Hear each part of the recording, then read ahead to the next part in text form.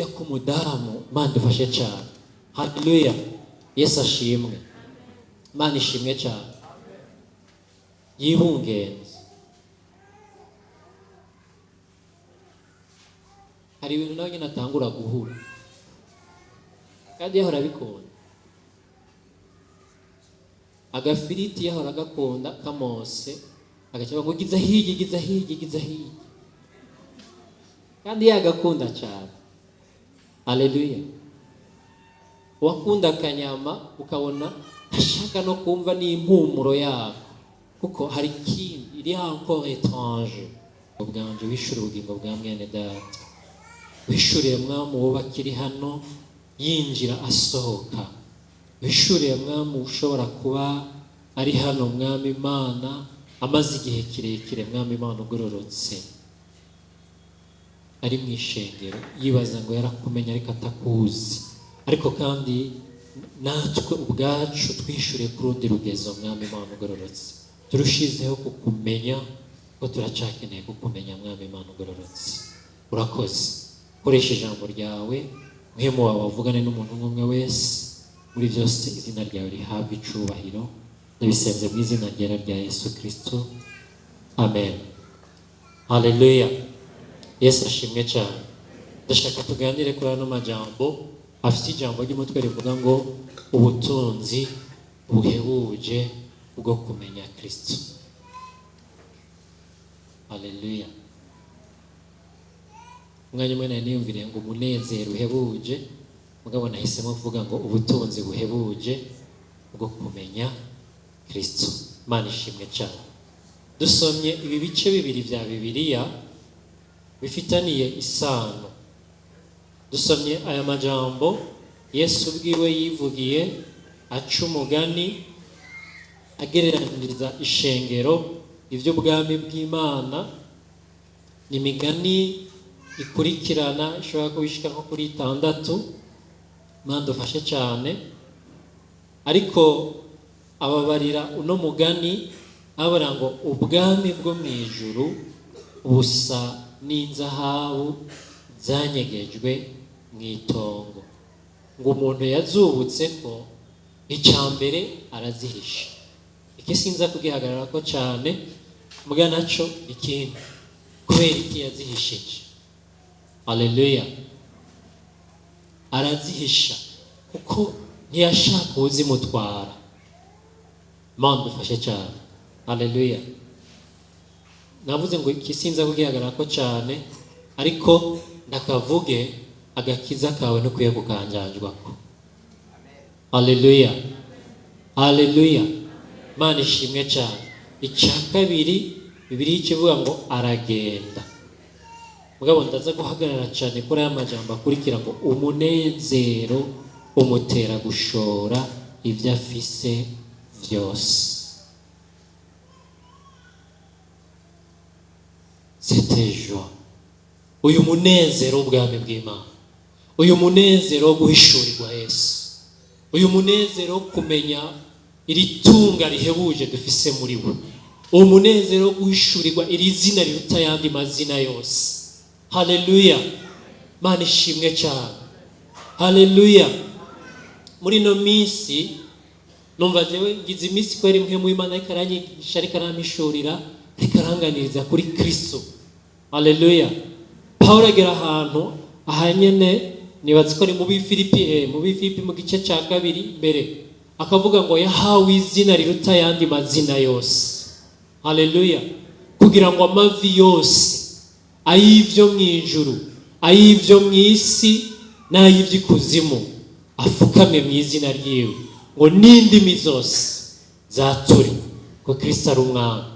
Mu Banyefeso igice cya mbere ku murongo wa 21 aca avuga ngo Imana yamushize hejuru cyane y'ubukuru bwose n'ububasha bwose n'ubushobozi bwose n'ubwami bwose n'izina ryose rivugwa mu isi, ngo kandi si muri kino gihe gusa, ngo ariko no mu gihe kizoza. Imana ishimwe cyane.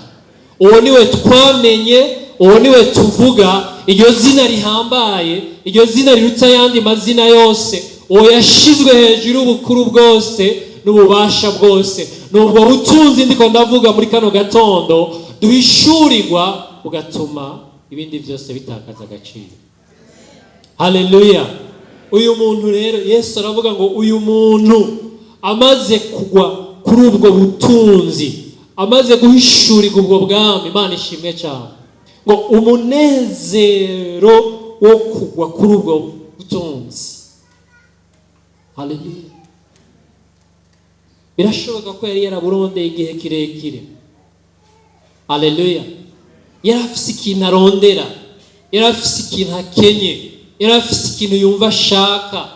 Imana ishimwe cyane. Yari mu ruhigi rwacu, yari akirondera, yari ko arakirondera. Imana ishimwe cyane.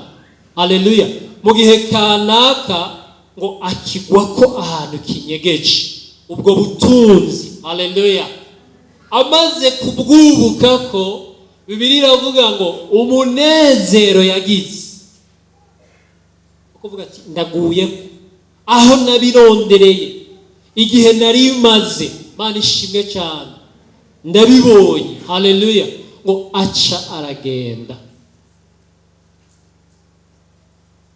agurisha ibyo yari afise. Bavuze ngo ngwiki byose,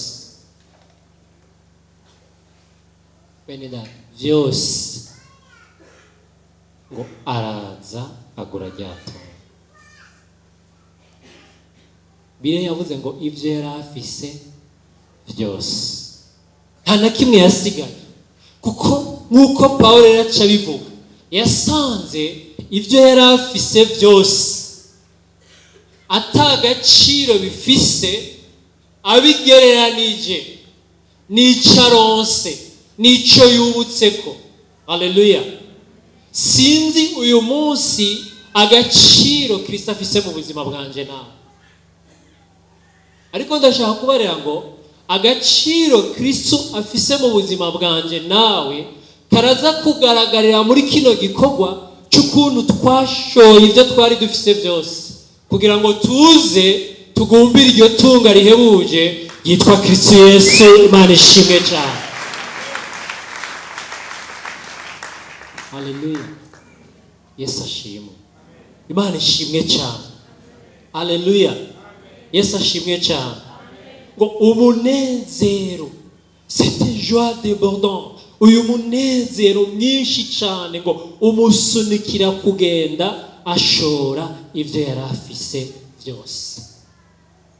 Ariyo majambo rero mu Bifilipi rero Pawulo agaca bitomora, agaca avuga ngo kubwo kumenya Kristo Yesu, agaca avuga ngo ndamugereranije n'ibindi, nasanze ibindi byose atagaciro bifise. Ubandanije amajambo yo hepfo agera ahantu akavuga ngo ivyahora bimbera inyungu ndavyiyumvira ko ari ishano.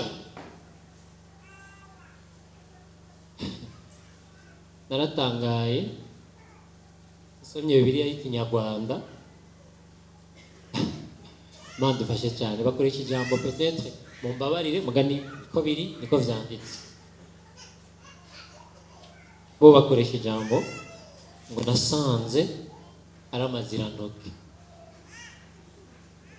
niko mu Kinyarwanda bakoresha. Ivyo bintu umuntu adashobora gukoresha intoki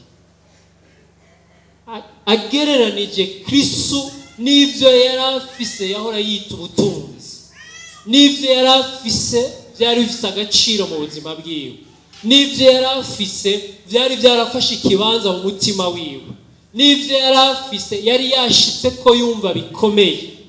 Abigereranije no kumenya Kristo yarabiravye asanga n'ibintu atoba gikoresha intoki, n'ibintu atagaciro bifise. Ariko mu nyumve neza, haleluya, ibisigura ko ibyo twari dufise tutaramenya Imana nk'ubutunzi bica bitakaza valeur mu buryo bw'ibigaragara, bica bitakaza agaciro kavyo mu buryo bw'ibigaragara. Haleluya. amafaranga aguma ari amafaranga, inzu iguma ari inzu, abana baguma ari abana, umugore aguma ari umugore, umugabo aguma ari umugabo. Haleluya. N'ibindi byinshi woshira ku imodoka ari nuko icubahiro umuntu afise arakigumana. Ni igiki Pawulo ashaka kuvuga? Ndashaka hano hantu ngo tubitahure neza. Nibisigura yuko ivyo bintu noneho umuntu yari afise atari vyiza. Nibisigura ko ivyo twari dufise by'ubutunzi mu buryo kanaka bigaragara atari vyiza. Kandi ntibisigura ko gutunga ibintu ari bibi. Imana dufashe cyane. Sico ndiko ndagomba kuvuga kandi sinaco Pawulo avuga. Imana dufashe cyane. Ariko Pawulo avuga ngo iyo ndabigereranije nkabishira hamwe no kumenya Kristo, nubwo bifise agaciro, nubwo ari vyiza, nubwo kandi ndanabikenera nanje, Imana dufashe cyane, nawe ubikenera, natwe tubikenera, twese tubikeneye, Imana dufashe cyane. Aca avuga ngo ivyo byose, ubwo butunzi bwose, iyo ndabigereranije, ivyo byose isi ishobora gutanga nkuko nariko ndabivuga, kugira abana beza, kugira umugabo mwiza, kugira umugore mwiza, kugira amafaranga, kugira imodokari, kugira inzu, Imana dufashe cyane, kuba umunyacubahiro n'ibindi byinshi abantu bifuza gushika ko bogira indoto zabo, Imana dufashe cyane. Pawulo avuga ngo ivyo iyo ndabigereranije no kumenya Kristo, Imana ishimwe cyane, nsanga atagaciro bifise, atari uko ari mu nyumve neza. Kandi ndashaka hano hantu tuvyumve, nuko ndiko ndabivuga, suko bitagira agaciro mu buryo bw'ibigaragara, ariko ndashaka ngo twumve neza ico Pawulo ariko aravuga hano hantu. Ahantu avuga nsanga atagaciro bifise hehe? Mu mutima wanje. Sanga bitakiri vya mbere, atari byo bicuzuye umutima wanje, atari byo bikiganje umutima wanje, kuko hari ico namenye kirengeye ivyo gikwiye kuba l'objet, impamvu y'ukubaho, impamvu attraction y'umutima wanje, y'ubuzima bwanje, y'ukubaho kwanje kose ni Kristo. Manisha Yesu ashimwe cyane. Ndagomba ngo tuvyumve neza bene data, ntabwo bitakaza agaciro mu buryo bw'ibigaragara, ariko bitakaza agaciro mu mitima yacu.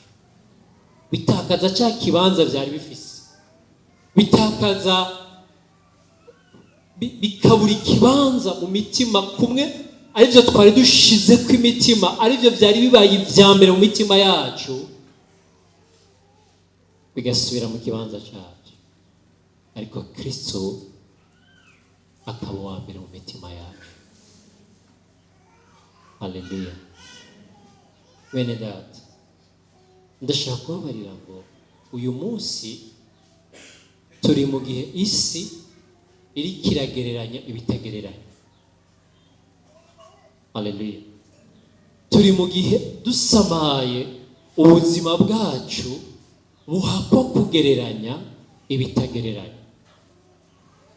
Tugashaka kugereranya ubutunzi n'ibihimbaro by'ino si, tukabigereranya n'ubwiza buhambaye tuzobamwo mu kubana n'Imana yacu mu ijuru. Haleluya. Abantu tugashaka kugereranya ibyo ubu butunzi n'ibihimbaro n'iminezero y'ino si, tukayigereranya n'ubu bwiza tubikiwe, n'iribakwe twagiriwe yo kuzobana n'Imana mu ijuru.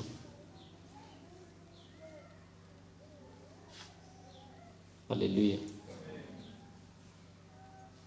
Ariko ndashaka kubarira ngo hariho ibintu bitagereranya. Ntidushobora kugereranya akazi, ugereranye ubutunzi, amafaranga, haleluya, icubahiro, ambition atandukanye, ibyo dushaka gushika ko bitandukanye, amazina dushaka kwitwa, uruvyaro n'ibindi byinshi, ngo tubigereranye no kuzobana n'Imana mu ijuru. Ama ngo ivyo bihindukire bidukure ku Mana. Bibiliya irambarira ngo ivy'amaso yacu atigeze kubona, ivy'amatwi yacu atigeze kumva, ibitigeze guca mu bwenge bwacu, ivyo nivyo Uhoraho yabikiye abamwubaha. Haleluya. Ndashaka kubera ngo iki ndiko ndavuga, ubu bwiza tubikiwe, iri juru rivugwa, haleluya, ubu bwiza bwo kuzobana n'Imana, haleluya, iki kibanza Bibiliya idekriva ikavuga, ikabura nayo nyene uko ibivuga. Mana dufashe cyane, haleluya. Aha hantu twiteze kuzoja, kuzobana n'umwami wacu Yesu Kristo, jewe ubwenge bwanje n'amajambo yanje ntashobora kubigusigurira, ntashobora kubiguhishurira. Ni Mpwemu Yera wenyene ashobora kuguhishurira iyo turiko turaja n'ivyo tubikiwe. Kandi ashaka kubarira ngo ibi kutabihishurirwa, kutabibona, kutabikabakaba, nivyo bibera ingorane abantu benshi hagati mu nzira, bagasamazwa n'ibito basamaje. Ariko ndashaka kubarira ngo turiko turaja mw'ijuru, haleluya. Turiko turaja mw'ijuru bene data. Si kibazo cyo muri Bomberger, si kibazo cyo kuza ngaha dimanche gusa, ariko ndashaka kubara ngo inyuma y'ibi hari ubugingo budashira tubikiwe. Tuzobana na Kristo, tuzobana n'Imana, tuzoba muri ico haleluya. Isi Imana yo mw'ijuru yo guhishurira ko hari ijuru tubikiwe. Kutamenya iyo turiko turaja, kudahishurirwa ko hari iyo turiko turaja, kudahishurirwa ko hari iyo turiko turaja bene data, haleluya. Ndashaka kubarenga inyuma buno bugingo hariho ubundi bugingo bene data. Hariho ijuru tubikiwe, hariho ubwiza, hariho impera y'abakomeje urugendo. Mana ishimwe cyane. Hariho kuruhuka imiruho, hariho ivyo amatwi atigeze kumva, hariho ibitigeze guca mu bwenge bwacu, hariho ubwiza buremereye ntashobora kuvuga, ariko Mpwemu w'Imana ashobora kuguhishurira. Abizera tubikiwe. Nico Paulo yereka aravuga ngo kubwo kumenya Kristo, kubwo guhishurirwa Kristo, kubwo guhishurirwa ivyo vyizigiro, kubwo kumenya ako gakiza kabonerwa muri we, kubwo kumenya umucunguzi birengeye gusa. Mana ishimwe cyane, adukiza bino vyaha, akaduha amahoro muri buno bugingo. Ariko ndashaka kubabarira ngo ntibirangirira aha. Mana dufashe cyane, haleluya. Yesu ashimwe cyane.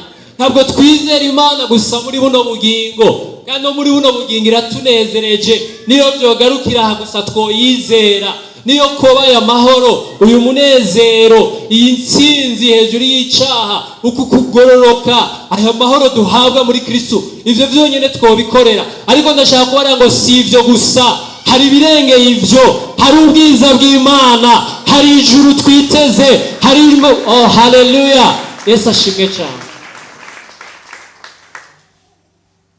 Ndashaka kuvuga kuri buno butunzi buhebuje bwo kumenya Kristo. Mana ishimwe cyane, haleluya. Hama kandi niwe ndagomba ngo turengere ibi. Nivyo ibi ni sawa, ariko ndashaka kubarira ngo niyo woteseka uyu munsi, niyo wowe uri kurababazwa, komeza wizere Yesu. Hirya hari akaruhuko ubikiwe, hirya hari ubwiza budasanzwe, hirya hari umunezero, haleluya. Hirya hari igihugu. Sifa na shangwe uko mbingu, sifa na shangwe uko mbingu, wa malaika wa muimbia Bwana, sifa na shangwe, haleluya. Tuzoja mw'ijuru kandi tuzoririmbana n'abamarayika, haleluya.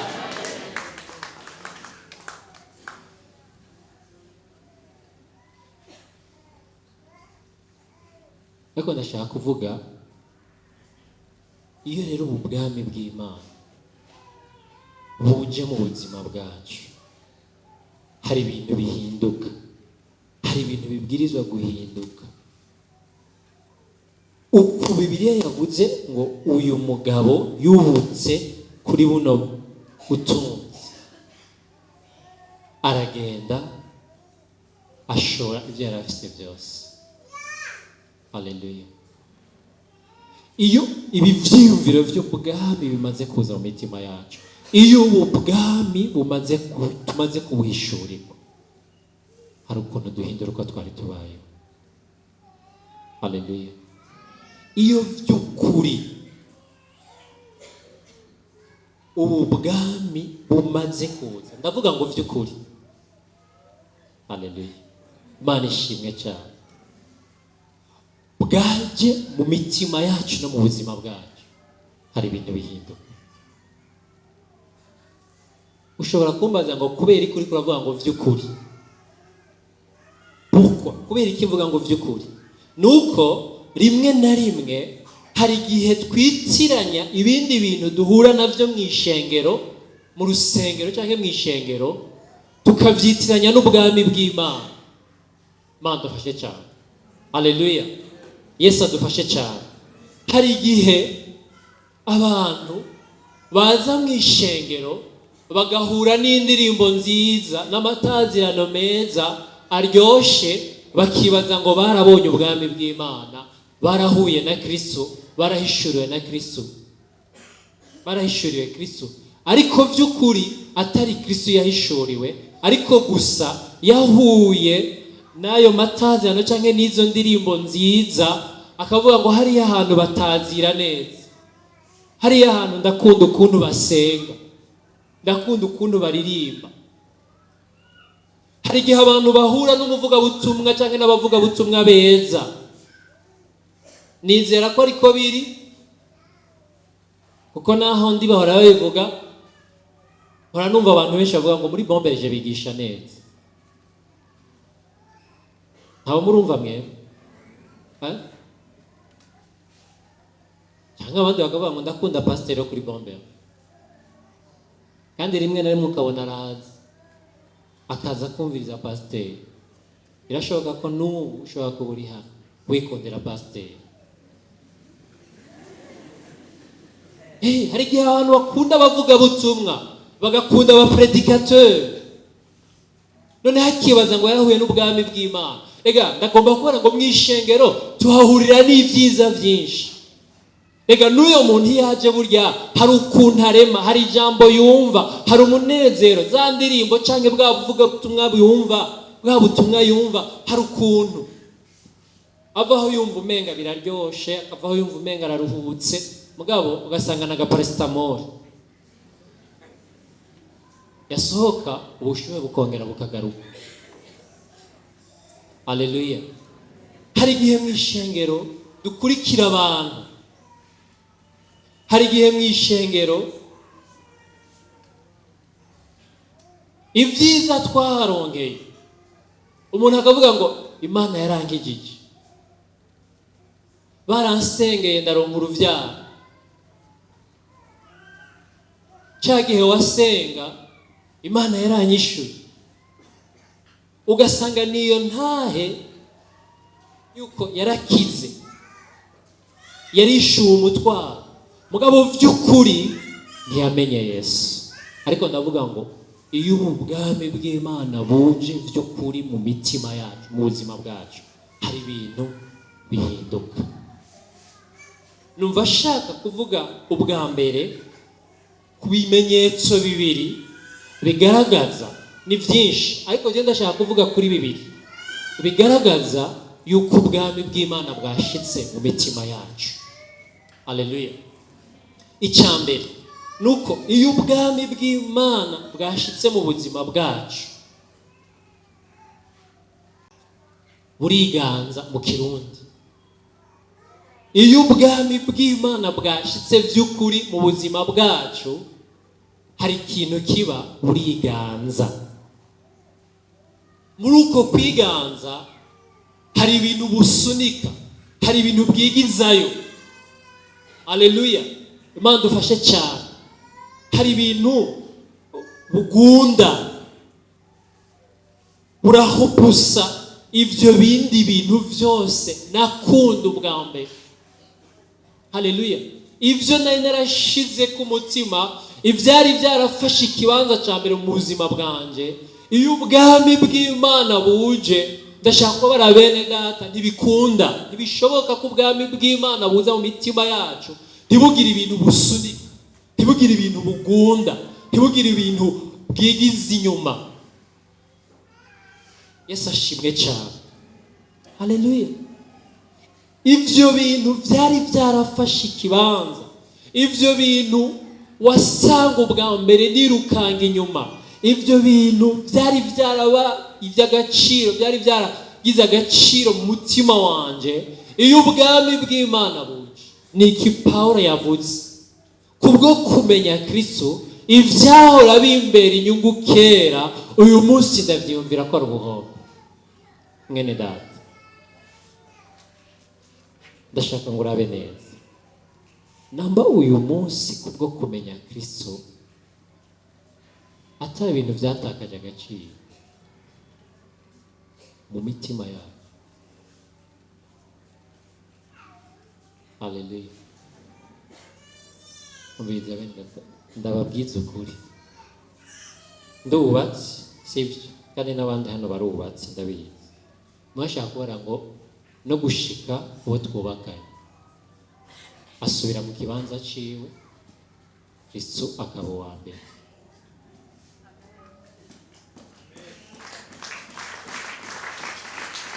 Amen. Izabaye nke ndabona isawa, ariko ndashaka kubara ngo niko biri. Haleluya.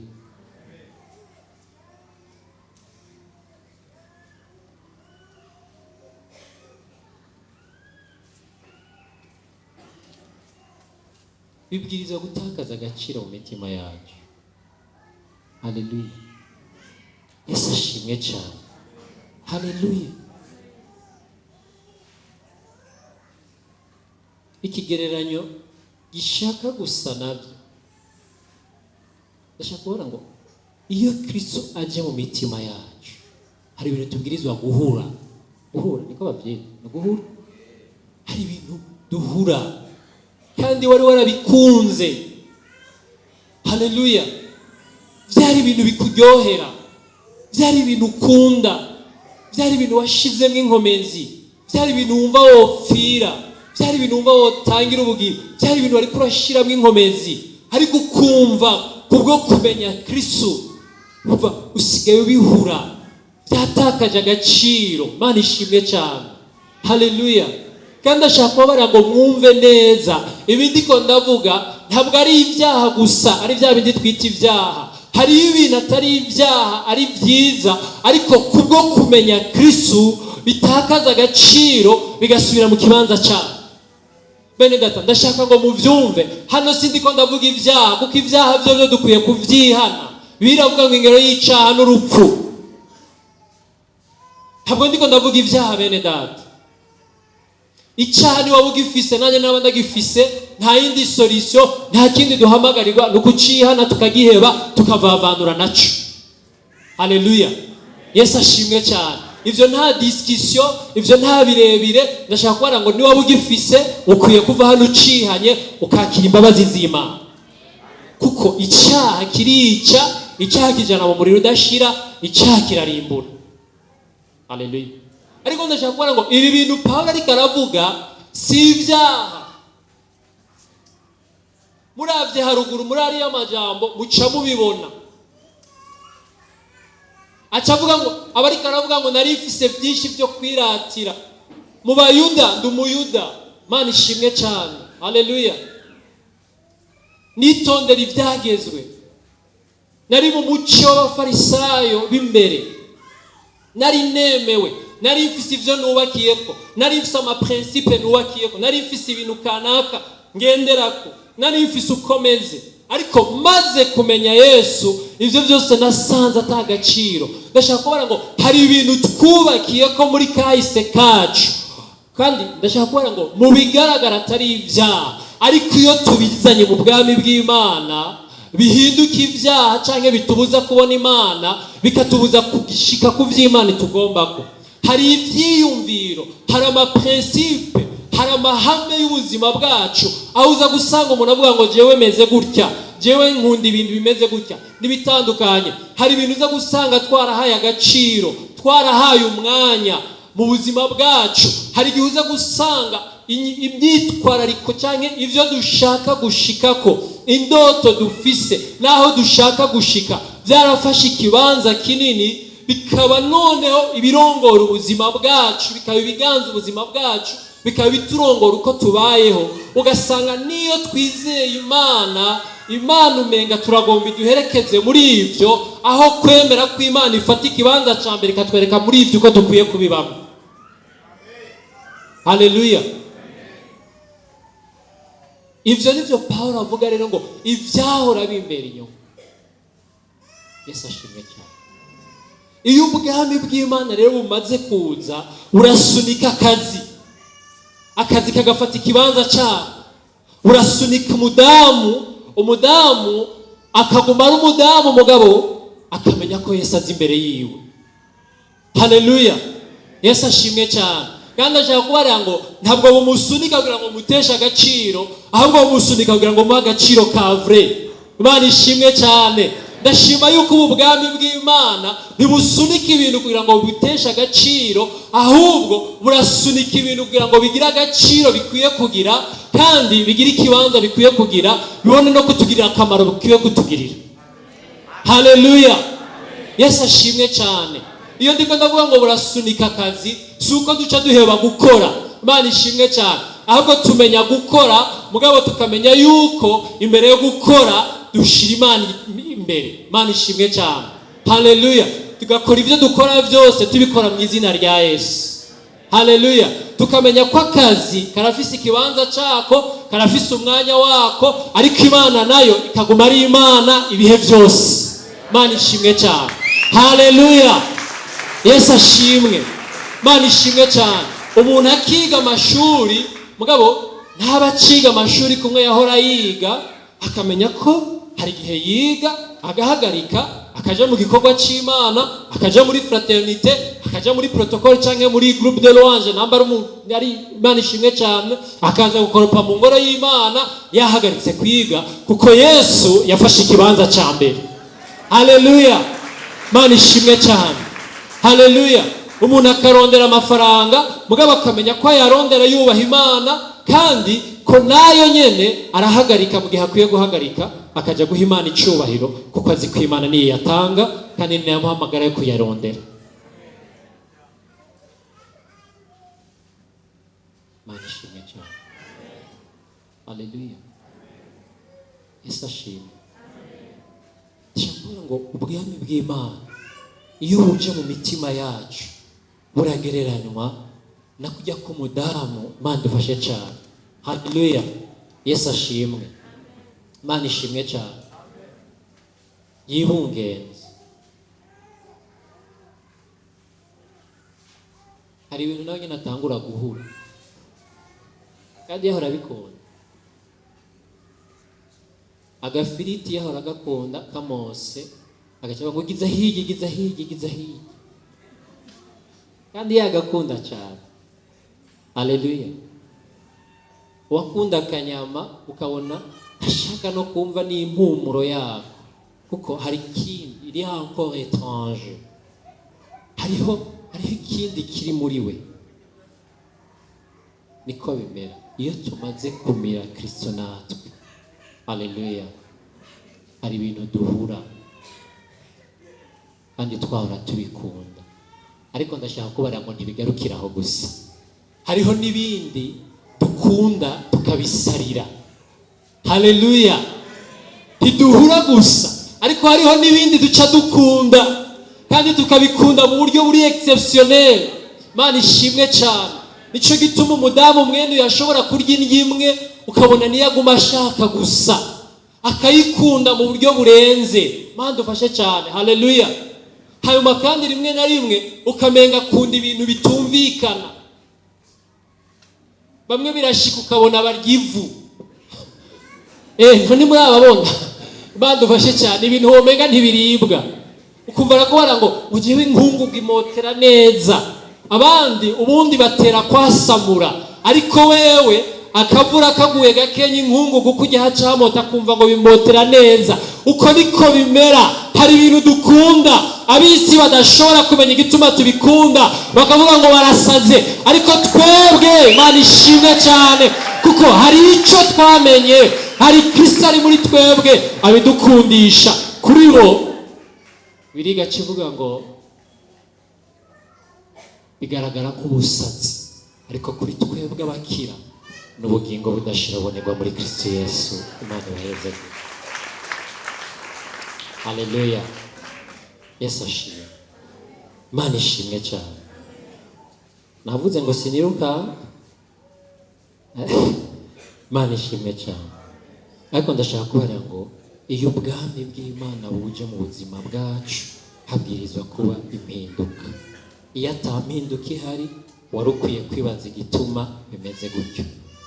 Wari ukwiye kwibaza ngo mbega by'ukuri ubu bwami bw'Imana buvugwa, ubu nabonye buvugwa hano, bwatumye uyu muntu ashora byose.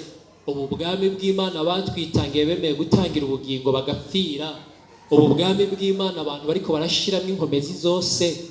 Ubu bwa gukubitwa muhira agaturubikwa mugakavuga ngo Yesu namenye sindamuheba. Ubu bwami bw'Imana umudamu yemera guturubikwa mu rugo ariko agashikama agakomeza. Mbega we nibwo wamenye? Biratangaje. Uyu munsi umuntu arakiza agacavuga ngo yango muhira ngo banyankiye kuza gusenga. Je murambaza abantu, kero kije gukora ibyaha warabasezera, mugabo kuko hageze Yesu urakeneye uruhusha rwawe. Mugabo utorotse ugiye mu byaha cyangwa mu bihimbaro by'umubiri waratoroka, kandi ugarutse bakagukubita warasubirayo. Mugabo ubu kuri Yesu tuvuga ngo muhira abanyankiye. Ama natwe nk'abantu b'Imana tugaca dukompatisa ngo urumva nivyo, ndashaka kubara ngo sivyo.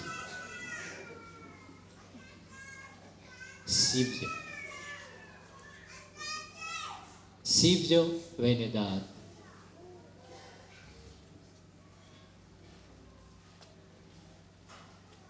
Iyo bintu twizera ndashaka kubara ngo ni ibintu bishobora kutwicisha, kandi namba tutiteguye gupfa ku bwa Kristo, tumenye ngo Kristo nta kibanza afise mu buzima bwacu.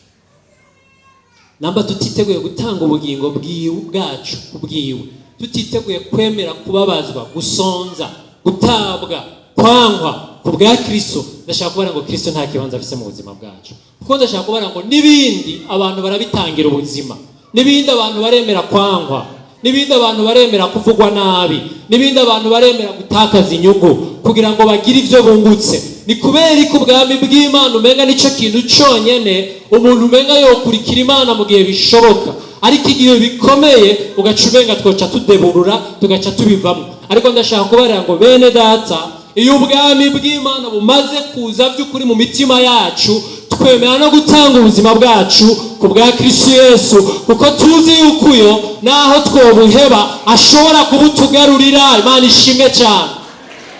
Kandi niyo atobutugarurira Yesu ashimwe.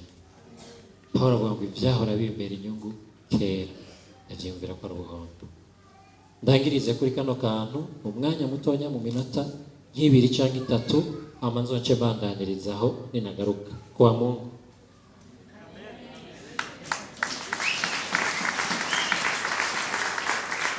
Dusome Matayo igice cya 13 ahanyene umurongo wa 31 kugeza ku murongo wa 33. Havuga ngo nsomye hatari ubusa n'akabuto ka sinapi umuntu yabiriye akagatera mu ndimiro yiwe, kandi ni kanziya hanyuma y'imbuto zose, ariko iyo gakuze kaba kanini kakaruta ibirimwa byose, kakaba igiti, maze inyoni zo mu kirere zikaza zikarika mu mashami yacu. abacira uwundi mugani ati ubwami bwo mu ijuru busa n'umwambiro umugore yabiriye akawuvanga n'ingero zitatu z'ifu gushitsa aho riri bututumbire yose. Imana dufashe cyane. Haleluya. Ndashaka kuvuga sindagiteba ko cyane, ariko nshaka kuvuga ngo ikimenyetso cya kabiri cya buno bwami bw'Imana iyo buje mu mitima yacu no mu buzima bwacu burakura. Le royaume de Dieu grandit. Ubwami bw'Imana burakura. Haleluya. Ubwami bw'Imana bene data burakura. N'ubu ntimuravyumva. Ubwami bw'Imana mu buzima bwacu no mu mitima yacu burakura. Amen. Nicyo kimenyetso cya kabiri. Haleluya. Kandi nshaka kurangiriza hano nkuko nabivye isezera nzobandanya.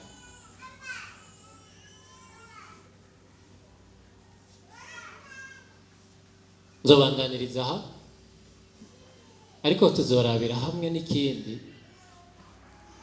tuzokwibariza hamwe iki kibazo kivuga ngo ni kubera iki, mbega bipfira hehe ngo sange mu buzima bwanje canke mu buzima bwawe atari ko biri. Ubu bwami bw'Imana atampinduka buriko buraza kandi butariko burakura, ni hehe bipfira? Tuzorabira hamwe ico kibazo, ariko icyanyuma tuzorangiriza tuvugana ngo ni gute none vyoshoboka ko ku mwaka ku munsi mba umuntu atera intambuko akura agenda asa na Kristo arushirizaho kuva mu bwiza aja mu bundi. Haleluya. Mugabo shaka turangirize hamwe twavuze ngo ubwami bw'Imana burakura.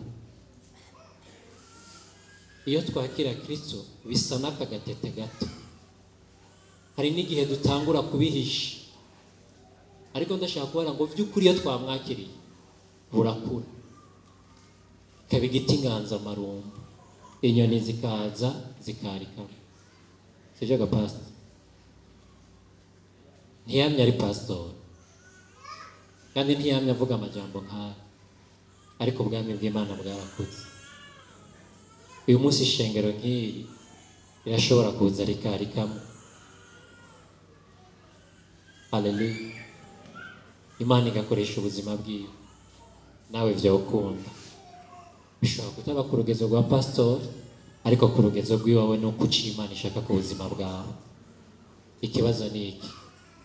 Inyuma y'imyaka 2, 3, 4, 20, inyuma y'amezi 3, 4, 5, mbega ubwo bwami bw'Imana buriko burakura mu buzima bwawe. Ndashaka wisuzume. Umwami Yesu abahezagire. Ubutunzi buhebuje bwo kumenya Kristo. Tuzobandaniriza aha kandi nizera Yesu ko azonshoboza tukabandanya akamako kajya koko ndahaba wa Mungu. Tubisengere rero Yesu azancira inzira ko numva dukwiye kurangiza. Umwami Yesu abaho umugisha. Tugiye gusenga Imana. Ndashaka duce bugufi, aya majambo atubera akaryo ko kwisuzuma. Turacari mu ntango z'umwaka, n'igihe abantu dushobora kugira imigabo kandi dufashijwe n'Imana tukayishikako. Ikibazo cya mbere ni iki kivuga ngo mbega ubwo bwami warabwakiriye? Mbega uwo Yesu nawe waramuhaye ikibanza mu mutima wawe?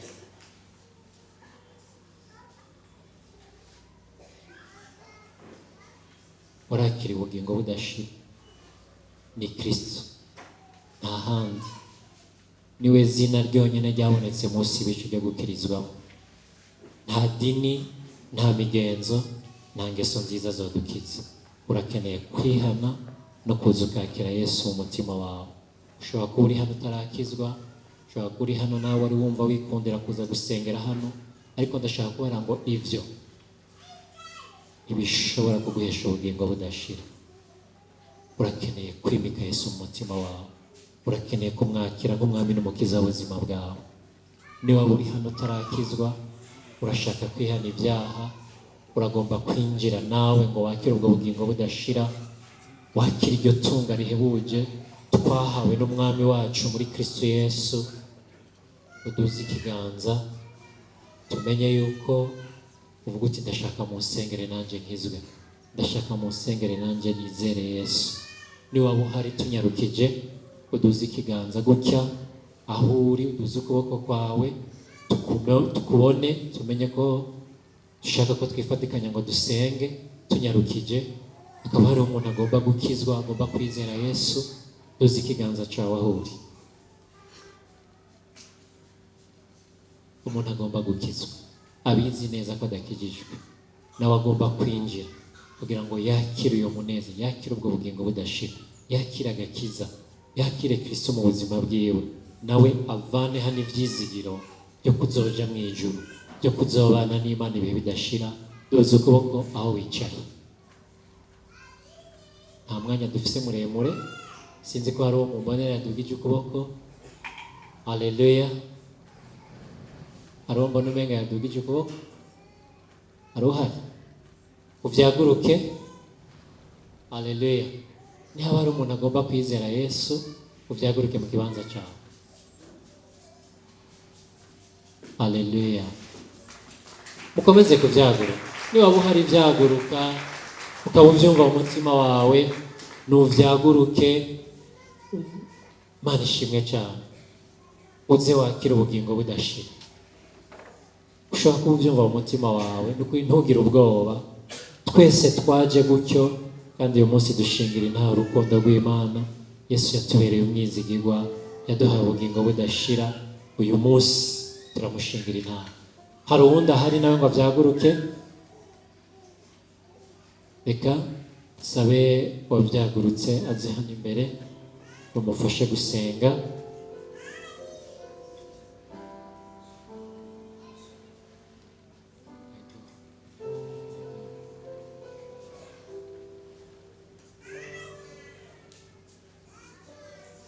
Agira umufasha hajye, icyo bamufasha hama dusengere hamwe n'ishengero twese. Imana ishimwe cyane. Haleluya. Numva ashaka ngo twisengere twese. Imana ishimwe.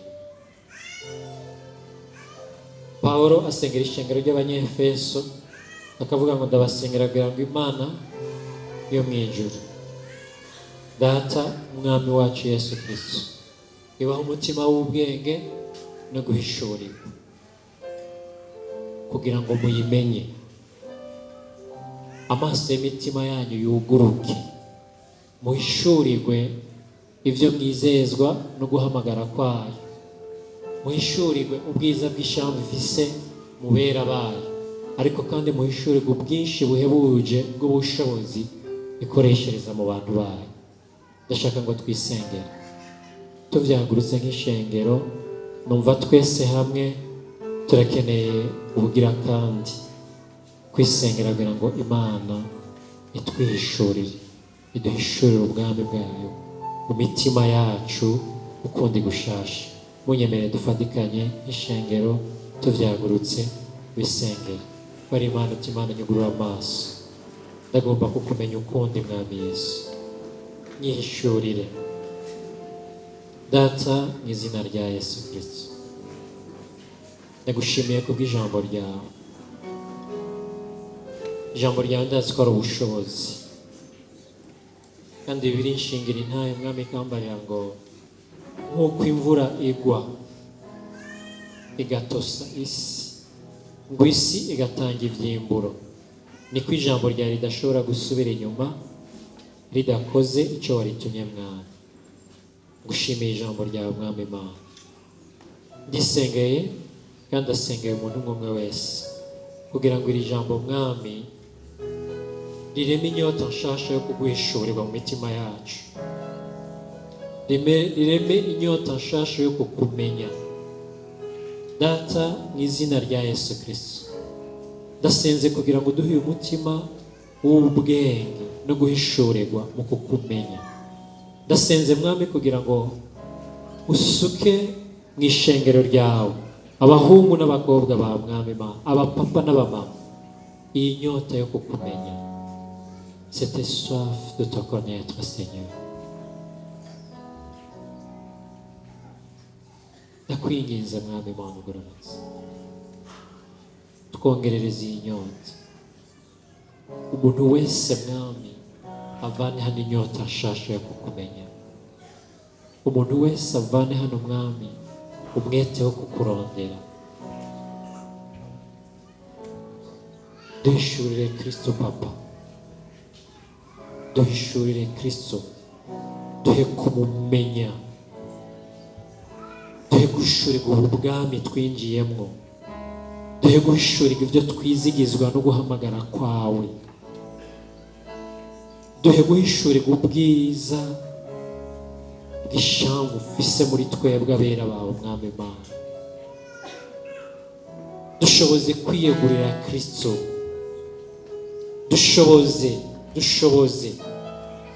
dushoboze kwiyegurira Kristo mwami Imana, dushoboze kwiyegurira ijambo ryiwe, dushoboze kwiyegurira igikorwa ciwe mu izina rya Yesu Kristo Papa.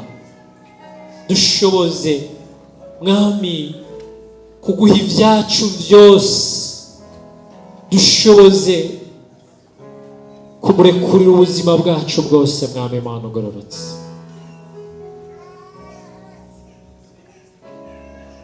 Mu izina rya Yesu Kristo ndasengeye cette joie débordante uhebuje ubwami bwawe, ndasengeye uyu munezero w'ubwami bwawe, ndasengeye uyu munezero w'ubwami bwawe.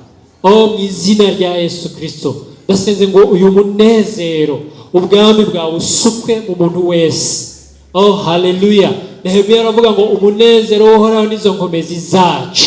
Ndasenze mwami kugira ngo uyu munezero wo kukumenya, uyu munezero w'ubwami bwawe, uyu munezero w'ijambo ryawe, uyu munezero w'ibyo twizigizwa, uyu munezero w'ijuru, uyu munezero w'ubwiza turindiriye usukwe mu ishengero ryawe, usukwe mu bantu bawe. Ugura amaso y'imitima yacu mwami Imana, dutangure kubibona, dutangure kubikabakaba, tubibone mu izina rya Yesu Kristo mwami Imana. Bidutere umunezero wo gushora ibindi byose kugira ngo tugumbire iryo tunga rihebuje mwami Imana ugororotse. Uzobukoze.